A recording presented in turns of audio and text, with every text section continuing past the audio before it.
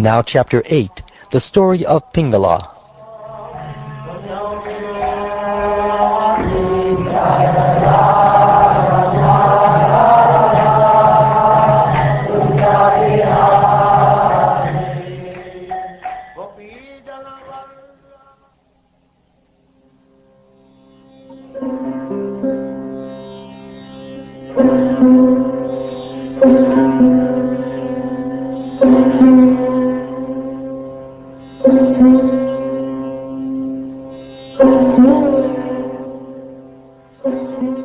The saintly Brahmin said, "O king, the embodied living entity automatically experiences unhappiness in heaven or hell. Similarly, happiness will also be experienced even without one seeking it. Therefore, a person of intelligent discrimination does not make any endeavor to obtain such material happiness. Following the example of the python, one should give up material endeavors and accept for one's maintenance food that comes of its own accord, whether such food be delicious or tasteless, ample or meager. If at any time food does not come, then a saintly person should fast for many days without making endeavor. He should understand that by God's arrangement he must fast. Thus, following the example of the python, he should remain peaceful and patient. A saintly person should remain peaceful and materially inactive, maintaining his body without much endeavor. Even though possessed of full sensual, mental, and physical strength, a saintly person should not become active for material gain, but rather should always remain alert to his actual self-interest. A saintly sage is happy and pleasing in his external behavior, whereas internally he is most grave and thoughtful. Because his knowledge is immeasurable and unlimited, he is never disturbed, and thus in all respects he is like the tranquil waters of the unfathomable and unsurpassable ocean. During the rainy season, the swollen rivers rush into the ocean, and during the dry summer, the rivers, now shallow, severely reduce their supply of water. Yet the ocean does not swell up during the rainy season, nor does it dry up in the hot summer. In the same way, a saintly devotee who has accepted the Supreme Personality of Godhead as the goal of his life sometimes will receive by providence great material opulence, and sometimes he will find himself materially destitute. However, such a devotee of the Lord does not rejoice in a flourishing condition, nor is he morose when poverty-stricken. One who has failed to control his senses immediately feels attraction upon seeing a woman's form, which is created by the illusory energy of the Supreme Lord. Indeed, when the woman speaks with enticing words, smiles coquettishly, and moves her body sensuously, his mind is immediately captured, and thus he falls blindly into the darkness of material existence, just as the moth, maddened by the fire, rushes blindly into the flames. A foolish person with no intelligent discrimination is immediately aroused at the sight of a lusty woman beautifully decorated with golden ornaments, fine clothing, and other cosmetic features. Being eager for sense gratification, such a fool loses all intelligence and is destroyed, just like the moth who rushes into the blazing fire. A saintly person should accept only enough food to keep his body and soul together. He should go from door to door, accepting just a little bit of food from each family. Thus he should practice the occupation of the honeybee. Just as the honeybee takes nectar from all flowers, big and small, an intelligent human being should take the essence from all religious scriptures. A saintly person should not think, "This food I will keep to eat tonight," and this other food I can save for tomorrow. In other words, a saintly person should not store foodstuffs acquired by begging. Rather, he should use his own hands as his plate and eat whatever fits on them. His only storage container should be his belly, and whatever conveniently fits into his belly should be his stock of food. Thus one should not imitate the greedy honeybee who eagerly collects more and more honey. A saintly mendicant should not even collect foodstuffs to eat later in the same day or the next day. If he disregards this injunction, and like the honeybee collects more and more delicious foodstuffs, that which he has collected will indeed ruin him. A saintly person should never touch a young girl. In fact, he should not even let his foot touch a wooden doll in the shape of a woman. By bodily contact with a woman, he will surely be captured by illusion, just as the elephant is captured by the she-elephant due to his desire to touch her body. A man possessing intelligent discrimination should not under any circumstances try to exploit the beautiful form of a woman for his sense gratification. Just as an elephant trying to enjoy a she-elephant is killed by other bull-elephants also enjoying her company, one trying to enjoy a lady's company can at any moment be killed by her other lovers who are stronger than he. A greedy person accumulates a large quantity of money with great struggle and pain. But the person who has struggled so much to acquire this wealth is not always allowed to enjoy it himself or give it in charity to others. The greedy man is like the bee who struggles to produce a large quantity of honey, which is then stolen by a man who will enjoy it personally or sell it to others.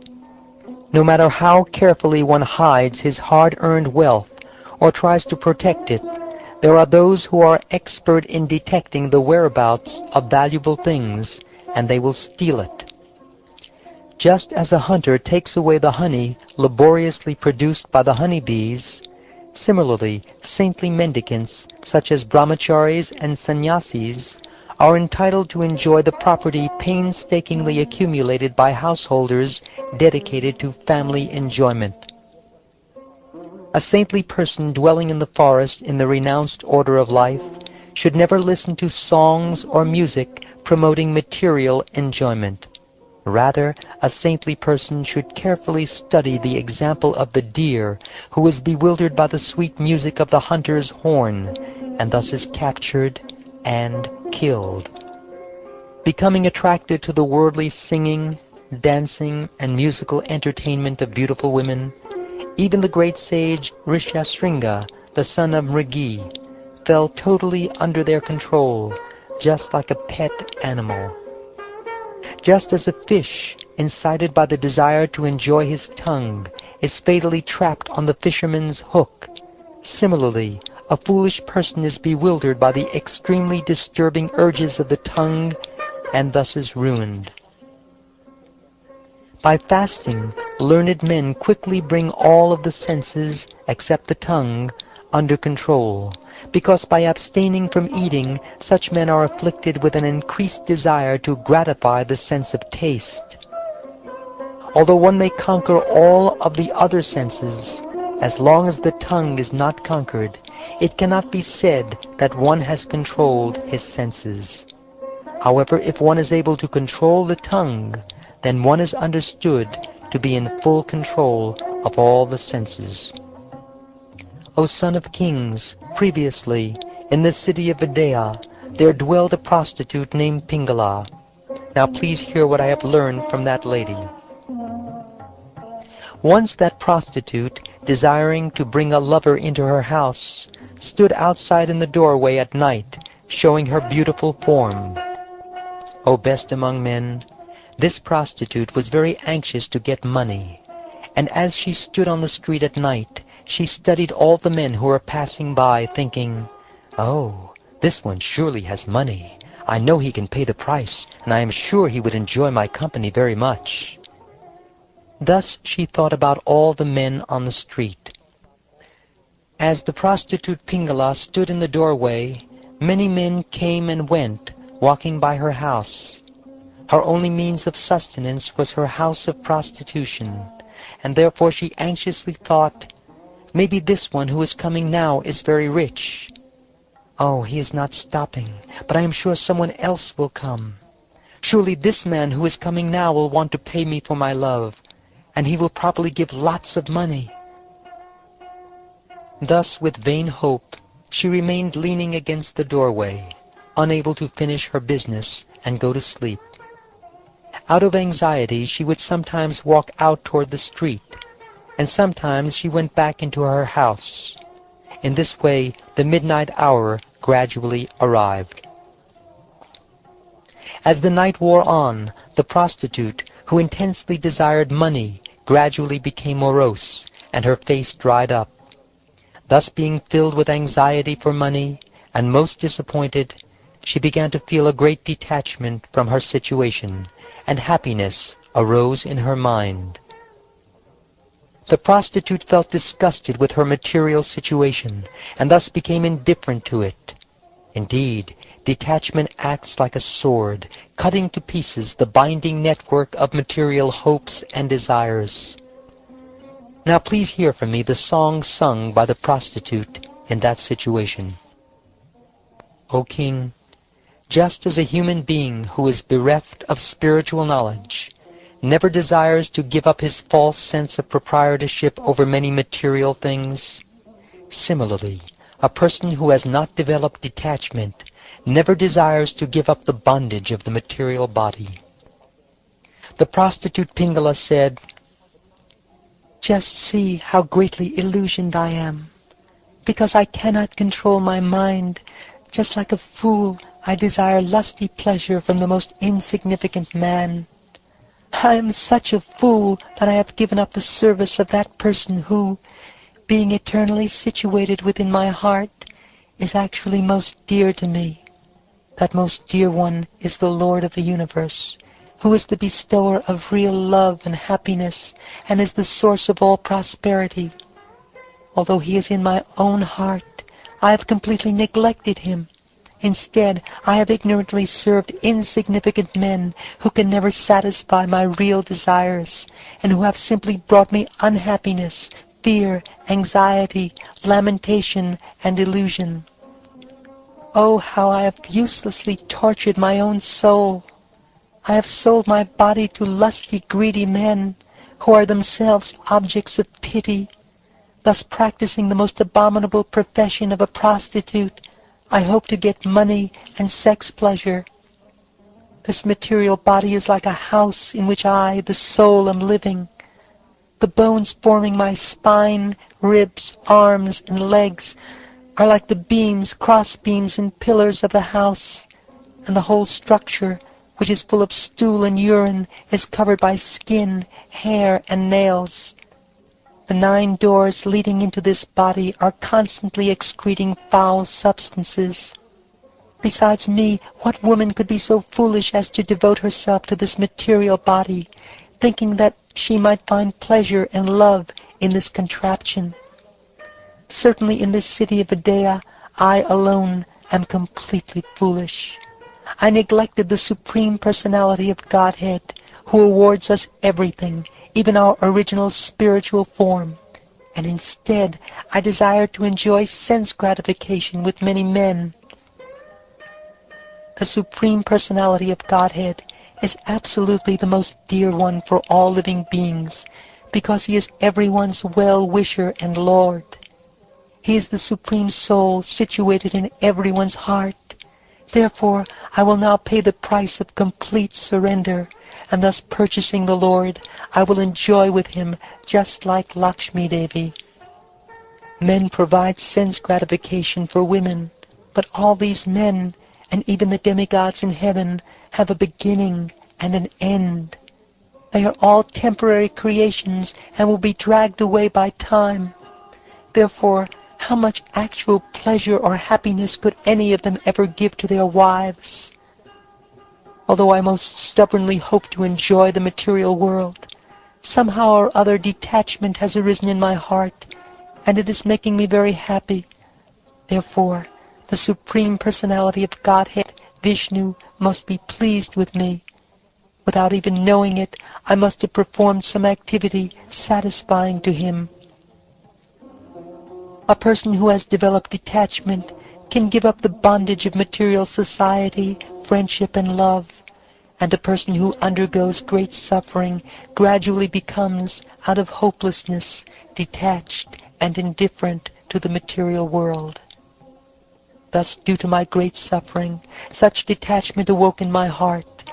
Yet, how could I have undergone such merciful suffering if I were actually unfortunate? Therefore, I am in fact fortunate, and have received the mercy of the Lord. He must somehow or other be pleased with me. With devotion, I accept the great benefit that the Lord has rendered to me. Having given up my sinful desires for ordinary sense gratification, I now take shelter of Him, the Supreme Personality of Godhead. I am now completely satisfied, and I have full faith in the Lord's mercy. Therefore I will maintain myself with whatever comes of its own accord. I shall enjoy life with only the Lord, because He is the real source of love and happiness. The intelligence of a living entity is stolen away by activities of sense gratification, and thus he falls into the dark well of material existence. Within that well, he is then seized by the deadly serpent of time. Who else but the Supreme Personality of Godhead could save the poor living entity from such a hopeless condition?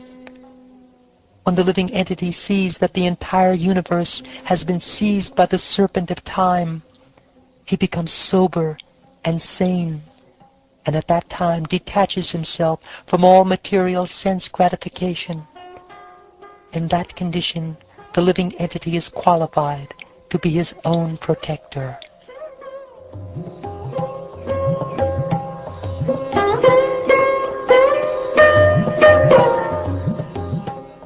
Thus, her mind completely made up, Pingala cut off all her sinful desires to enjoy sex pleasure with lovers, and she became situated in perfect peace. Then she sat down on her bed. Material desire is undoubtedly the cause of the greatest unhappiness, and freedom from such desire is the cause of the greatest happiness. Therefore, completely cutting off her desire to enjoy so-called lovers, Pingala very happily went to sleep.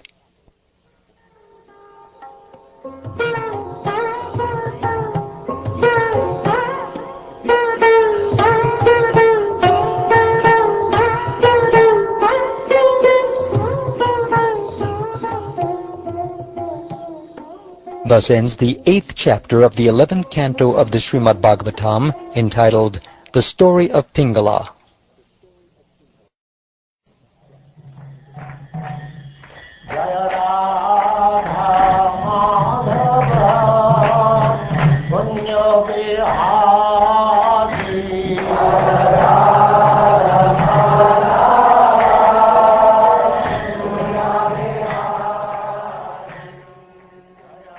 And now Chapter 8, The Story of Pingala.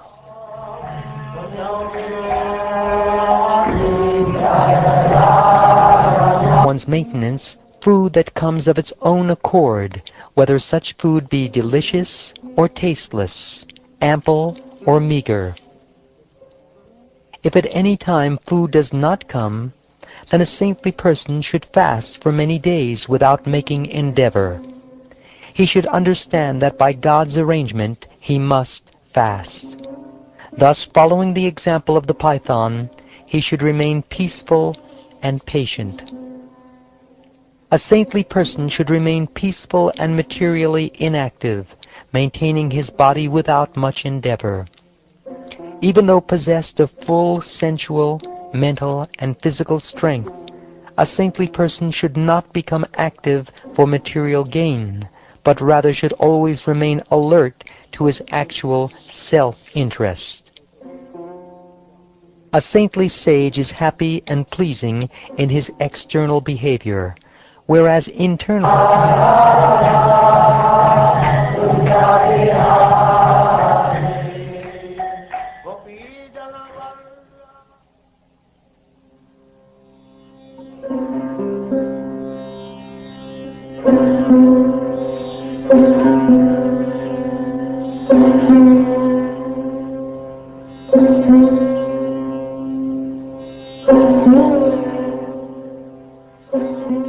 The saintly Brahmin said, "O king, the embodied living entity automatically experiences unhappiness in heaven or hell.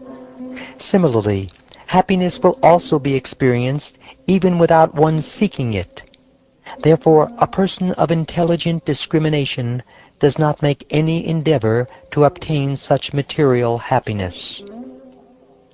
Following the example of the python, one should give up material endeavors and accept for